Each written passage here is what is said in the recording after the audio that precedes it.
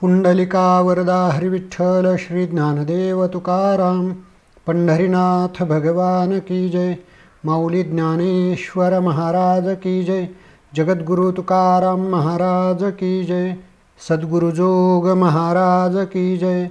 सब संतन की जय। श्रीमद् भगवद्गीता श्लोक संहिता या उपक्रमामध्ये श्रीमद् भगवद्गीतेची जी प्रार्थना आहे त्या प्रार्थनेतील श्रीमद् भगवद्गीतेचं महात्म्य वर्णन करणारे जे श्लोक आहेत त्यातील दुसऱ्या क्रमांकाचा श्लोक आज आपण पाहणार आहोत। चला तर सुरू करूयात श्रीमद् भगवद्गीता श्लोक संहिता।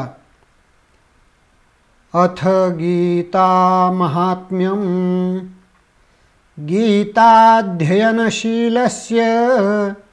प्राणायामपरस्य च नैव सन्ति हि पापानि पूर्वजन्मकृतानि च। या श्लोकाचा संधिविग्रह गीता अध्ययनशीलस्य प्राणायाम परस्य च नैव सन्ति हि पापानि पूर्वजन्म कृतानि च।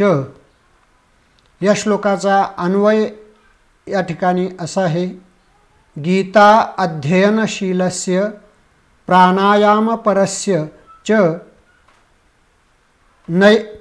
पूर्वजन्म कृतानि च पापानि नैव सन्ति। या श्लोकाचा अर्थ आपण पाहूयात।